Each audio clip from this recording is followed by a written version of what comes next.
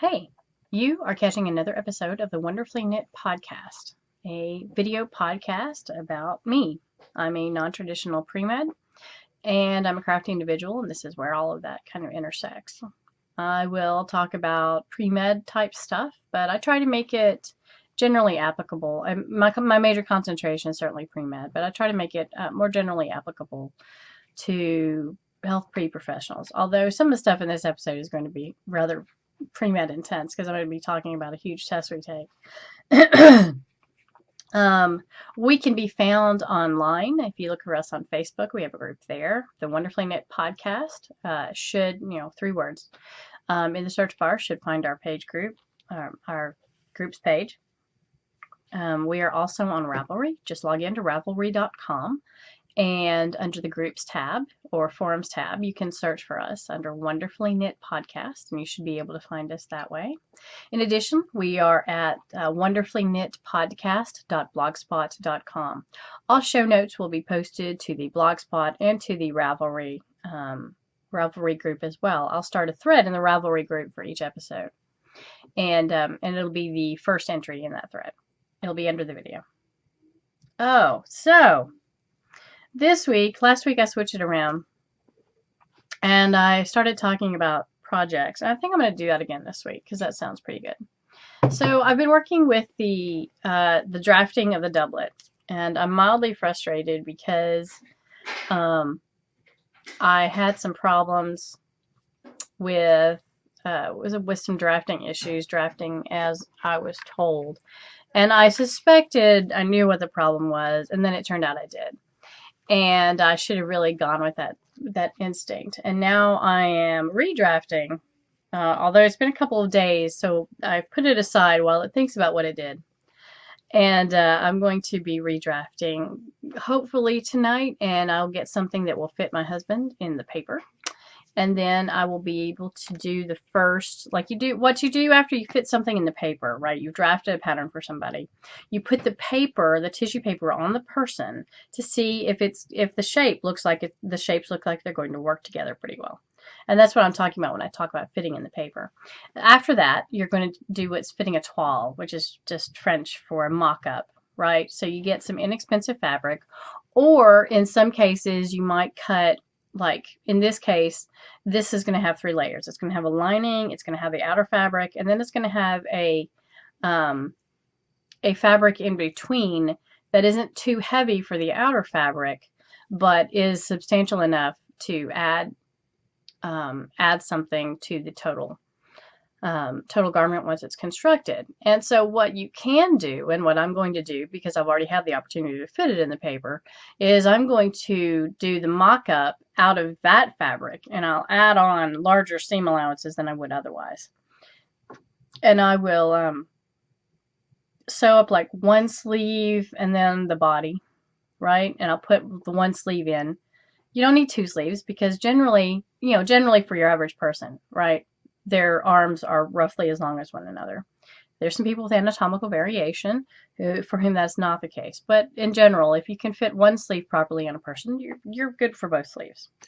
So that's going to be the next step after making sure that this draft that I'm going to do tonight is going to fit properly.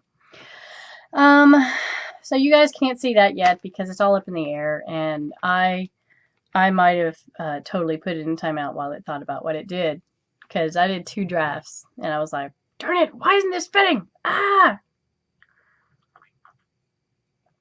Once again, the Wonderfully Knit podcast endorses coffee. Coffee, wakefulness in a cup. Okay, so project number 2 is actually this one. I talked to you guys last week about the tablet weaving that I was going to be working on, and here it is. Here it is, what you can. I don't know if you can see that. There we go. There we go. Now, you are actually looking at, is that the back for both? Yeah, you're looking at the front, right, for both. And you can tell, I made mistakes and things, but over here I get nice and I kind of figure it out.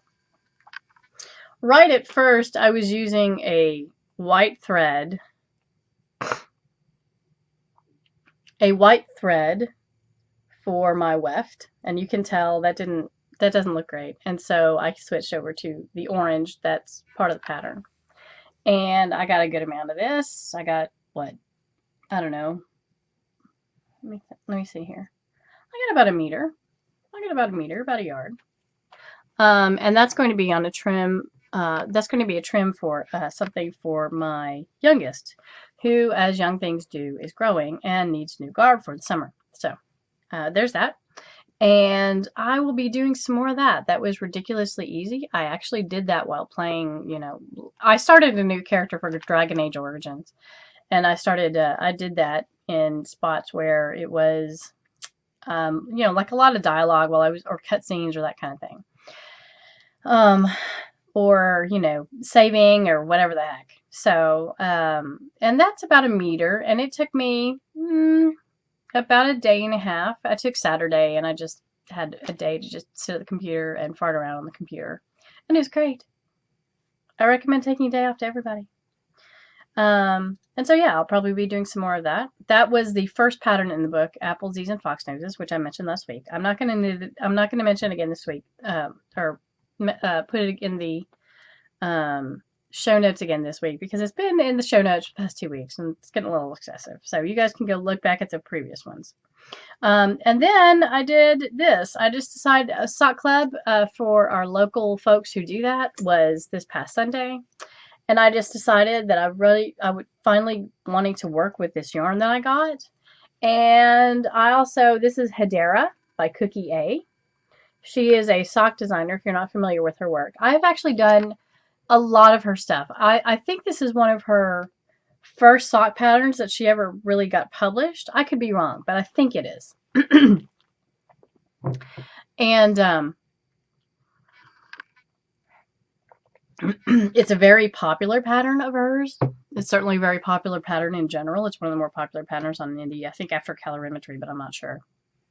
And insofar as Ravelry projects goes, a lot of people have done it. I've never done it. I've made lots of her patterns before. I own 2 of her books. I've made, lots of other, but this one, which is arguably one of her simpler ones, it looks mildly complex with the lace pattern going on in there.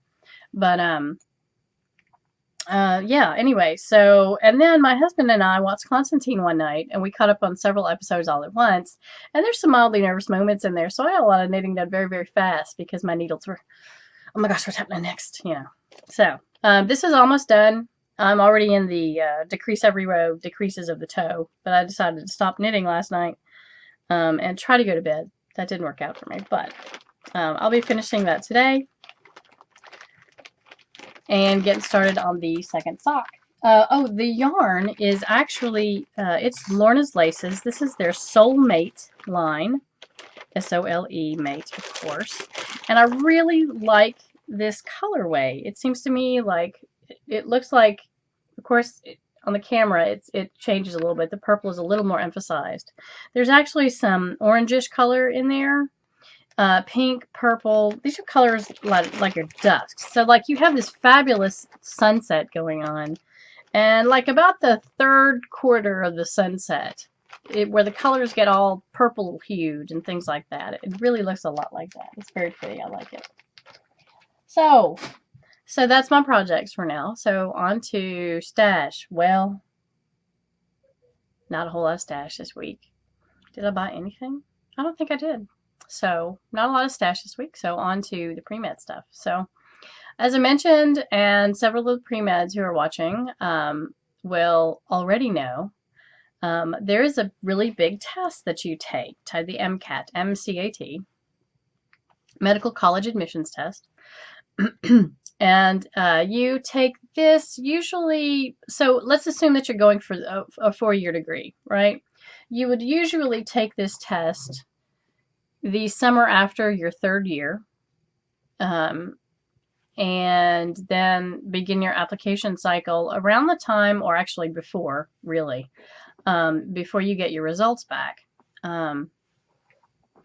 And this test is known for being a monster. There's lots of different ways for studying for it. and they've all kind of been not exactly thrown out the window, but they've all gotten kind of a wind change for them, because this year starts the year when they have changed the concentrations and content of testable stuff for the MCAT. Now we're including things like some, I don't, I don't I don't remember if it was really stats, but certainly how studies are put together. What's the difference between a horizontal study and a longitudinal study, for example? Um, and some aspects of sociology and psychology, whereas before, that was not stuff that was tested before. In addition, they've changed the concentration of stuff that they already had on there, so like their balance of biological sciences and physics, physical sciences, if you want to call it that, physics really, and organic chemistry have changed up some as well. Um, they still have the reading, and they've re-added back in the writing. For a couple of years there was no writing portion while they tried to ramp up, get ready, and do some optional testing for this new MCAT to see if it was going the places they needed it to go. And so, yeah, so all of the prep materials, they're not necessarily out of date. I mean, don't get me wrong, they update the list of stuff they're going to test for that they require testable on the MCAT. They update it yearly, but so some of that stuff is not going to change. You know, if you drop a ball, it's still going to head toward the center of the earth. And so some of that stuff is not going to change, but a lot of the test materials need to be expanded and, of course, changed for the pre-existing stuff. And so there's a lot of ways to get ready for the MCAT. I have seen every version work for everybody, or not everybody. I have seen every version, and I've seen those different versions work for a variety of people. You have to evaluate for yourself what you think is going to be best. There's a lot of courses out there. Is that going to work for you?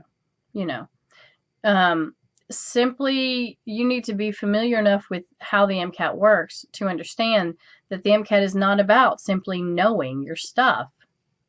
Simply knowing your stuff. There's specific and expected logics, and that kind of thing that is expected of you in the MCAT that you don't know going in. You can't take the MCAT as though you're taking just a very sophisticated ACT or something like that. And so you need to study not merely the material that you have covered or should have covered for the MCAT. You need to also study how the MCAT works. So really the MCAT in a lot of ways, it's not exactly about what you know, it's about how well you take a test. Yeah. And so I'm going to talk about a few of the ways that people have prepped. I have seen people do old tests, and they knew their stuff so well that they went and gotten themselves a 42 right away. And that worked out for them. I think, oh yes, and that person did a quickie review of genetics because they hadn't had genetics yet as a course. But in the course of their degree, of course, they'd run across almost all of the things. I think maybe not transcription factors, but I'm not sure about that. They'd run across all of the things that were covered in the MCAT that they took. So that worked for them. I've known some people who simply said, I'm just going to review my textbooks and take a couple of practice tests. The one theme that worked for everybody who got a good grade on the MCAT is that they looked at some old practice tests. They did at least one practice test. You have to. You don't understand how different the MCAT is until you've actually taken it. And you're like, how did I get that grade? No, I thought I did better than that by far. Anyway, so there's that. And then, of course, there's people who will go and they'll go to a bookseller and they'll purchase the MCAT specific review books that are like that thick and use those to prepare, and that works out for them. And there are people, of course, who attend classes that they pay for additional funds for to attend and to review for the MCAT. That's what I did, actually. I did online classes. that worked out best for me. It fit better into my life. If need be, I could miss a couple of classes, especially like during exam week, preparation for exam week. It's exam week. I'm focusing on, that last semester of biochem, that last semester of whatever, right? And so, and so that worked out really well for me. It provided a certain amount of structure. I benefit from some structure, and I know that about myself. And it kept me, reviewing stuff. While at the same time still being a little flexible to reflect life for me. Did it improve my score? Yeah, I really do believe it did, actually. I took some diagnostic tests, and I can tell you from taking the diagnostic, which is basically for this particular one, which is basically an old, includes tests from the old MCATs. And then to taking a full MCAT practice later, yeah, I really did improve. But of course, one of the things that they also find is that the practice tests that you take before the MCAT are not necessarily an indicator of how super well you're going to do. You might find a lot of people will find themselves, 3-ish points lower on the actual MCAT than on their practice tests that they take beforehand. So, yeah. So I did that. My course came with a lot of flashcards. There were that many, about that many. And of course, they were all separate. There were 8 to a page. The page was 8.5 by 11. And then there was a stack of books, plural, that was about that thick. Now, the good thing about that is that literally that's all you have to review. That's all the information that you have to review for the MCAT. But the problem is that you have that much information to review for the MCAT. And it is fairly dense, and you have to do all of this review usually while you're also trying to finish up that last semester of your third year. Ideally for the MCAT, you want to take it as early in the summer as possible. This does a couple things. Number one, if you find that you need to retake your MCAT because your grade is like less than a 25, then you need to know that early on so that you know basically where you messed up. For example, you got a 5 or a 6 or something in physics, right? Now you need to really beef up on your physics knowledge. Maybe you need to review your kinetics or whatever. I'm not sure. In addition, if you want to participate in early decision, which is the ability to say, I want to go to just you as a med school. I want to go to just your medical school.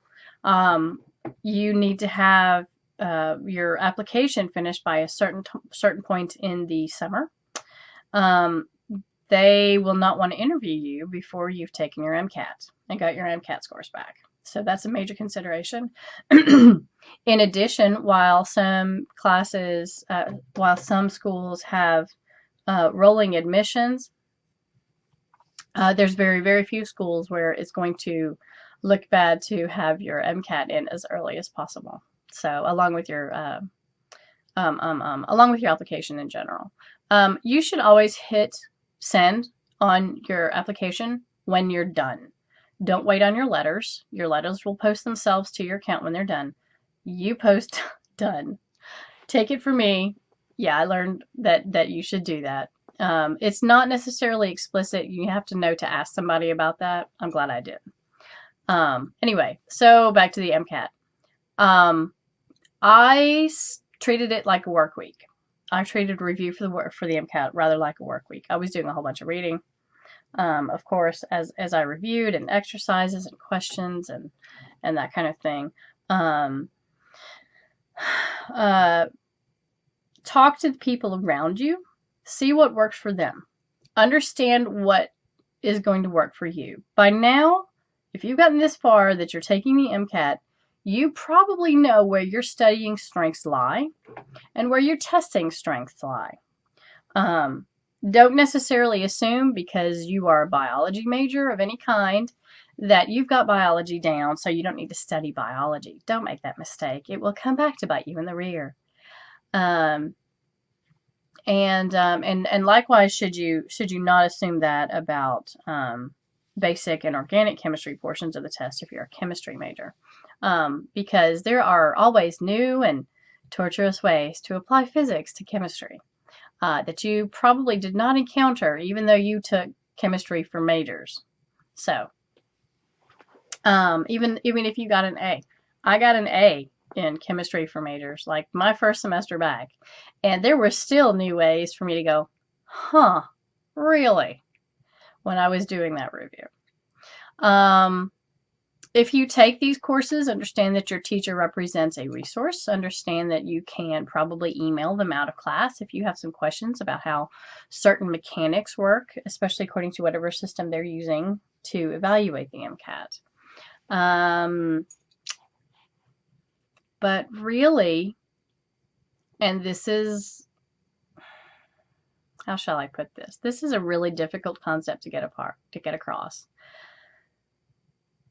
To date, this is going to be the toughest test you have ever in your life taken. And you have my sympathies. You really do. As test time approaches, you need to be doing your test. You need to take 2 or 3 tests a day. I don't know. Whatever you decide. But you must take time off for yourself. You must take time off for yourself. Maybe not the day before, but the day before that of your test. Take the day off. Don't crack a book. Go outside in the room with the big blue ceiling and the really bright light. Go out there. Check that out again. Remember that room? Do you remember that really big room? Yeah, the landscaping's amazing. Go out there. Take advantage of it. You do need the rest. You need the mental rest. I could tell you to try to do that the day before your test, but that would be foolish. When you show up for the test, you aren't going to be able to you need to bring your ID, like your government ID, and that kind of thing. You should read your MCAT packet, your MCAT information and packet. Review that like the night before to make sure you have everything you need, and so that you don't bring in anything you can't bring. Like your cell phone. Leave your cell phone in the car. Leave your flashcards in the freaking car. You may not be allowed to leave the testing facility until you're done. They'll usually give you a locker to keep your things in, and you can bring some water or like a protein bar. They usually need to already be closed. Some testing centers will make you buy that stuff there. So, maybe bring a little change so that you can do that, because you want to have some water. I really recommend non-caffeinated, unless you're the kind of person who drinks a coffee at 2 o'clock in the afternoon. That said, I still brought water because I was already going to feel testing jitters, and I didn't want to add to that with caffeine. And yeah, try to be there, 45 minutes to half an hour early. If you get there super early and they're not going to let you in until closer to time, you can just sit there with your cards, with your flashcards, right? And do your flashcards. That's fine. So, and then try to understand that even though this is the biggest test you've ever taken in your life, because it probably is, even though this is the biggest test you've probably taken in your life, it's not your loved one's test, right? The people you're living with, it's not their test. Maybe find some new subjects to talk about every once in a while. I had a friend of mine was convinced, she was so convinced that I was really, really wound up unnecessarily about this test that she started calling it a meerkat, so that I would try to take it a little bit less serious. How are you studying for your meerkats? And that helped, actually. That helped. So have some friends who have some perspective. Have some friends who aren't only, pre-meds, who are also studying for the MCAT at the same time. Or people you're going to accidentally maybe intimidate about the MCAT, who are maybe not as far along as you are and will be taking it maybe next year or whatever, right? you know, and remember that life goes on. If you get a bad score, realize that if you retake it, you need to, you really want to get at least 3 points better. If you don't think you can get 3 points better, then what I want you to do, well, actually, what I want you to do before you go back to retake it anyway, there is the MSAR on the AMCAS website, medical school, some blah, blah, blah, blah, registry, and it has the stats of every medical school that participates with AMCAS. Those stats include, very conveniently for you, your MCAT score, the MCAT score of their last class, right? The averages. You need that information. You need that information so that you can relax. After you take your first MCAT test and you're like, oh, that score is terrible. What if I can't get into blah, blah, blah school because it's so terrible? You may be pleasantly surprised. The school that I really, really want to go to actually got scores a little lower than what I wanted, or than what I looked at.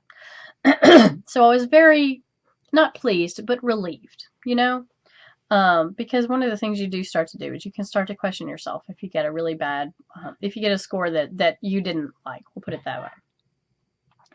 Unless you get a 45, you're probably not going to like your score. You'll feel pretty safe with anything above a 30, usually, depending on your school, depending on your desired school. But yeah, if you get a bad grade or bad score, I know this is almost impossible advice. Try not to fret too much.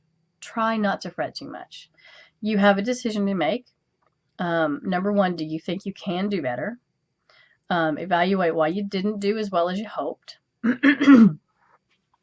Evaluate if you're going to take it this year. Retake it this year. Evaluate if you're going to go forward with applying for med school this year. It might be good for you to take another little year and retake your MCAT and reapply yourself, having shown further determination. I don't know. I can't make that judgment for you. What you should do in all cases, if you don't like the score that you get, call the schools that you are interested in. Because if you're smart, by now, those admissions counselors usually know your name. They know who you are as an applicant, and they most often, in my experience, this may not be the experience of everyone in the nation, and it may just be that I'm fortunate here in my state.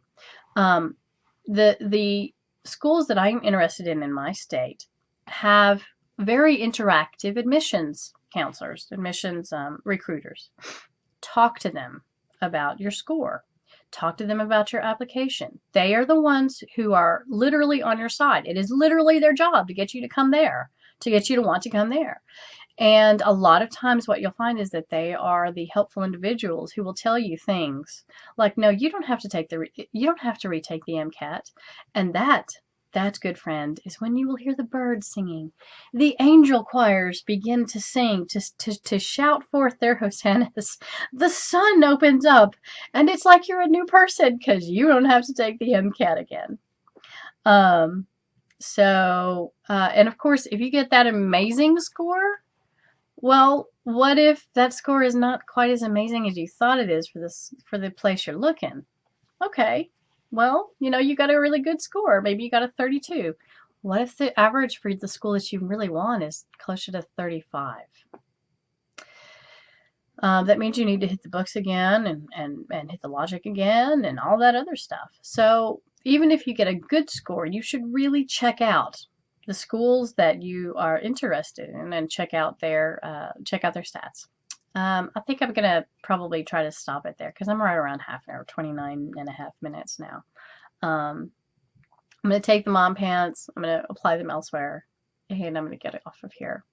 You guys, we will probably see you next week, and I hope everything works out for you. If you guys have any comments or especially recommendations for one another about taking the MCAT, please, absolutely, please be sure to talk about them over on the Ravelry group or the Blogspot or the Facebook group. Mention the heck out of it here in the comments at YouTube. Comments here on YouTube are I do moderate them, so that is something to remember if your comment doesn't post immediately. Whereas Blogspot and Facebook and Ravelry are a little different. So, but if you have a strategy for the MCAT that works for you, please do post it. Please do talk about it. I know there's lots of pre-meds out there. That's our huge bugaboo. That hides in the closet, and it's gonna be underneath your bed to try to grab your ankles and all of your sleep. So, you guys have a great week. Talk to you later.